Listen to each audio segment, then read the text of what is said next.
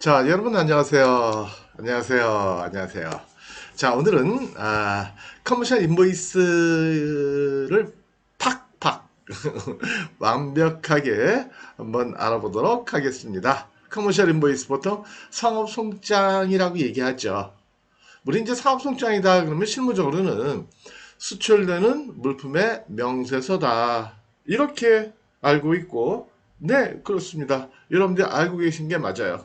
그래서 양 당사자가 표시가 되고, 뭐 품목 수량 단가 금액, 그다음에 또 뭐 여러 가지 이제 기재가 되겠죠, 그렇죠? 예, 예, 예.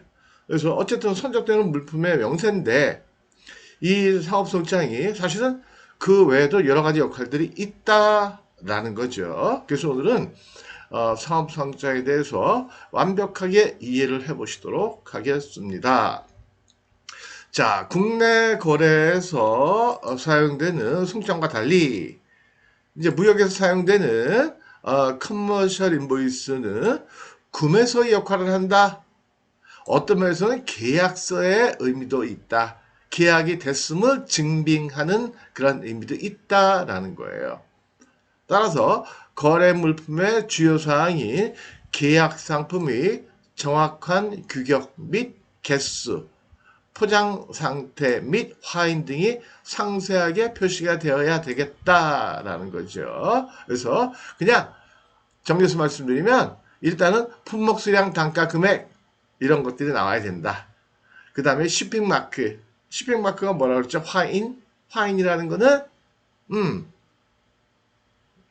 화인이라는 거는 여러분들 수령 박스에 여러분들이 이렇게 그려가지고 넣는 아니면 인쇄하는 식별표죠. 식별표. 그쵸? 그래서 바이어가 보면은 딱 박스만 보고도 야 이거 내 거구나. 그러니까 소나 말이나 이런 데 낙인 같은 거 찍는 경우들이 있잖아요. 옛날에 그랬나요? 지금은 안 하나요? 지금도 무슨 표시하잖아요. 그런 표시를 얘기하는 거예요. 이런 것들이 나타나야 된다라는 거죠. 두 번째, 송장은 CIF 조건이나 CIF 조건이라는 게 뭐예요? 그렇죠? 선적할 때까지는 셀러가 책임을 지고 선적 후에는 바이어가 책임을 지는 조건이잖아요. 그렇죠?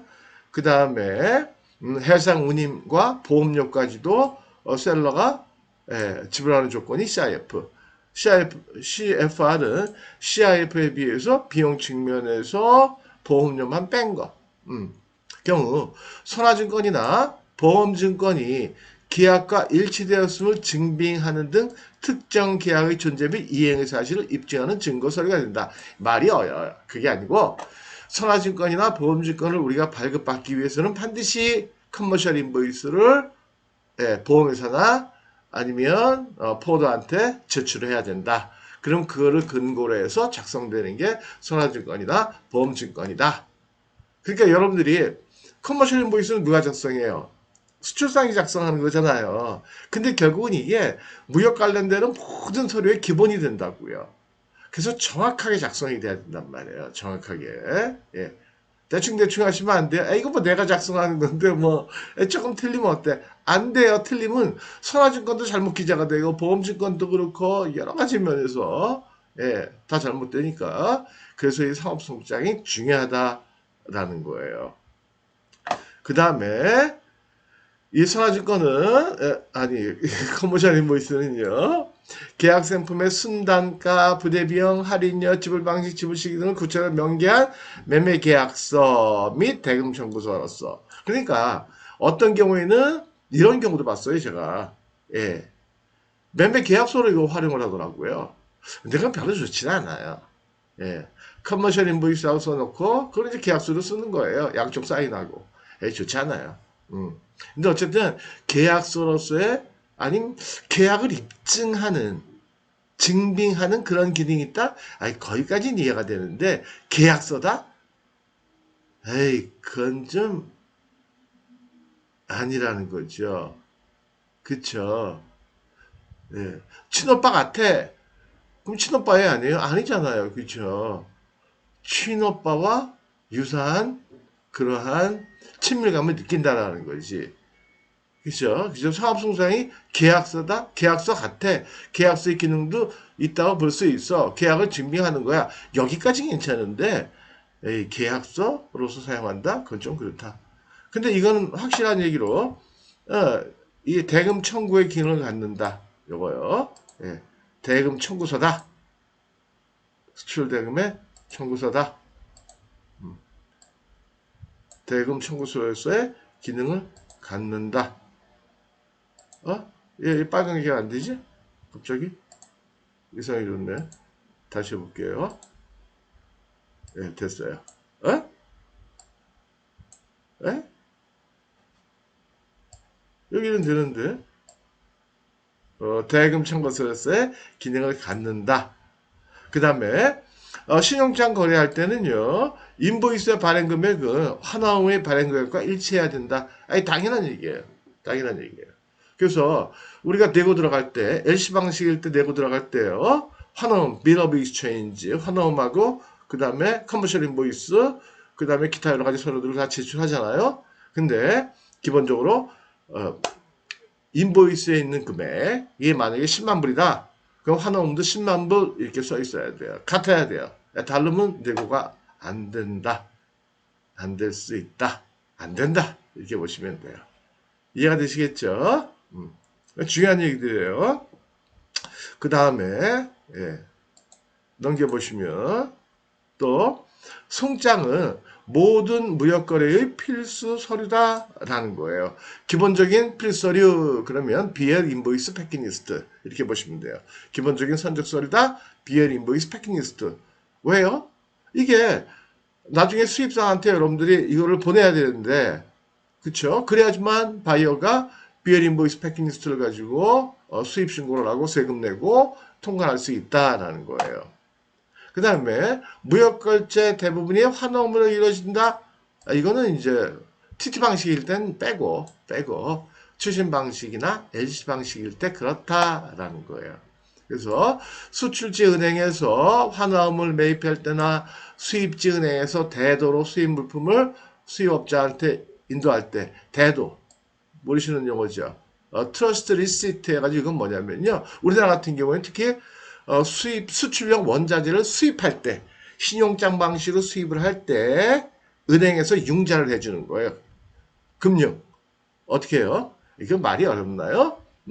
그냥 선적서를 내줘요. 그래서 물건 팔고, 그 다음에 입금시키면 돼요. 예. 이거를 대도라고 그래요. 은행에서 돈을 먼저 대신 신용을 공유해줬다. 예. 그래서 돈을 줬다. 예. 그러니까 물론 그쵸. 그냥은 안 해주겠죠. 그쵸. 그냥은 안 해주겠죠. 그쵸. 왜요? 그냥 선적서만 덜컥 줘버렸다가 나중에, 나중에 물건 팔고 입금 안 시키면 어떡해요. 그러니까 거기에 대한 거는 뭐 담보를 잡든 아니면 서류를 적어놓든 어쨌든, 화환어음의 담보물건이 되는 서류들 중에 이들 담보물의 명세서 및 계산서의 역할하는 송장에 포함되어야 된다. 그쵸? 그러니까 커머셜 인보이스도 수입 화물, 예, LC 방식일 때 수입 원자재를 수입할 때 서류를 받아올 때 서류를 받아올 때 송장은 거기다도 은행에다도 줘야 된다. 남겨줘야 된다. 그 다음에 담보물건 같은 것도 잡아놔야 되겠죠. 은행 입장에서는 그렇죠. 그 다음에 송장은 수입지에서 화물 수취 안내서와 수입 물품의 진실성 및 정확성을 입증하기 위한 세관 신고의 증빙 자료가 된다. 이건 뭐냐면 대개 모든 나라 세관에서는요. 세금을 부과할 때 이미 그 나라 법률에 따라 가지고 모든 품목마다 세율이 정해져 있겠죠. 만약에 의료다 그럼 뭐 12%, 뭐다 그럼 15%, 또 뭐 식품이다 그럼 뭐 20% 이런 식으로 정해 있을 거 아니겠어요, 그죠? 그때 20%를 어디다 적용하느냐? 그래서 총 수익 금액을 뭘로 보느냐 했을 때 여기 상업송장에 써 있는 이 금액이 기준이다라는 거예요. 만약에 기준이 1억이다. 세율이 20%다. 그럼 세금 얼마네요? 2천만 원 낸다는 거예요. 그러면 나쁜 마음 먹고 수익금을 줄이기 위해서 송장 금액을 수입자가 수출자한테 요청을 해가지고 좀 줄여달라 이럴 수가 있겠죠. 그런 유혹이 들어야 안 들어요? 여러분들이 만약에 화장품을 1억 원치 수입해 오는데 지금 한 13% 되나요? 세금 13%야. 근데 사실은 1억 원어치야. 근데 해외에 있는 공급업체가 부탁을 해야 야 이번에 커머셜 인보이스 보낼 때 5천만 원을 해줘. 그러면 세금이 반으로 줄어드는 거죠. 그쵸? 한 500만 원 이상 줄겠죠. 그쵸? 유혹이 들어야 안 들어요? 들죠. 예. 하면 돼요? 안 돼요? 안 돼요. 안 돼요. 우리나라 세금은 여러분들이 자율신고하면 돼요. 여러분들이 계산해가지고 내면 되거든요. 그러니까 이거 뭐야? 내가 계산해서 내가 내는 거니까 그냥 슬쩍 내도 되겠네? 걸려요? 안 걸려요? 걸리면 죽어요. 그렇게 하는 거 아니에요. 이런 거를 보통 우리 이제 그 무역업계인 사람들은 그걸 이제 언더밸류 한다. 그래요. 언더밸류. 그러니까 우리가 수입할 때 우리가 언더밸류를 요청하는 경우도 있고요. 우리가 수출을 할 때 수입업자가 요청하는 경우들도 있어요. 근데 가능하면 해주시면 안 돼요. 걸리면 죽어요. 어떨 때 걸려요? 재수 없을 때. 어느 정도 재수가 없을 때 마른 하늘에 날벼락 맞을 정도? 그보다 조금 더 심한가? 아, 눈치 빠르신 분들은 다 알아들으셨을 것 같은데. 예. 어쨌든 저는 분명히 말씀드렸어요. 하면 안 된다고. 예. 언더밸리라고 얘기하는 거예요. 음, 하시면 안 돼요. 하시면 안 돼요. 자, 그러면 오늘은 자, 여기까지. 자, 사업성자 얘기는 정리할게요. 정리할게요. 먼저 첫 번째보다 예, 수출되는 품목의 명세서다라는 거예요. 명세서. 그쵸? 그래가지고 가능한 한 품목 수량 단가 구매, 그 다음에 포장 개수, 그 다음에 쇼핑 마크 이런 것도 꼭 그려놓으세요. 근데 만약에 여러분들 사업성장 만들 줄 모르시면 예, 인터넷 보면 엄청 샘플 많아요. 예, 아니면 저한테 연락하세요. 제가 보내줄게요. 제가 보내드릴게요. 보내주는 게 아니고 보내드릴게요. 그 다음에 이 인보이스가 여러 가지 역할이 있는데 선화증권 우리 받을 때, 보험증권 받을 때 반드시 그 전에 인보이스를 보내줘야 되고 인보이스 금액이 기준 금액이 되고 그 다음에 인보이스 내용이 기준 내용이 되는 거예요. 그러니까 인보이스가 틀리면 다 틀리게 되는 거예요. 틀리게 되면 결국 발행자 책임이냐? 아니에요. 예, 여러분들이 책임져야 돼요. 바이오한테는. 예. 자, 그 다음에 대금 청구서의 기능이 있다. 그 다음에 계약을 증빙하는 역할을 한다. 어떤 사람들은 계약서를 쓰기도 하는데 그건 별로 좋지는 않다는 거예요. 예. 그 다음에 수입함을 대도할 때 그때 그 대도한 수입함을 대도하는 게 뭐예요?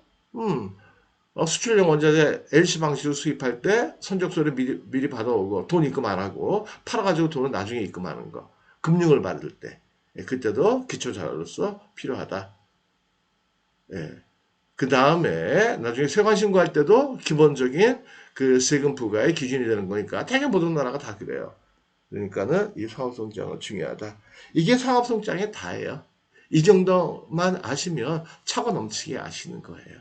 자, 다음 시간에는 이러한 사업성장 말고 또 인보이스란 이름의 다양한 서류들이 보여져 있잖아요. 헷갈리시니까 정리해 드리도록 할게요. 예, 여기까지 하도록 하겠습니다. 마치겠습니다. 아, 오늘 폭염주의보가 계속 내렸고 지금 계속 그렇거든요. 예, 조심하셔야 돼요. 저도 어제 어디 가는 길에요. 지하철을 탔었거든요. 예, 탔었는데 지하철 빠르고 시원하잖아요. 근데 타기 전에 딱 승강장에 보니까 어떤 여자가 누워 있더라고요. 완전히 그냥 기절해 누워 있는 거예요. 놀래가지고 가지고 112 이제 막 신고하라고 그러고 신고하고, 예. 그러니까 온열 환자죠, 뭐. 있죠. 조심하셔야 돼요. 건강하시고요. 네. 감사합니다.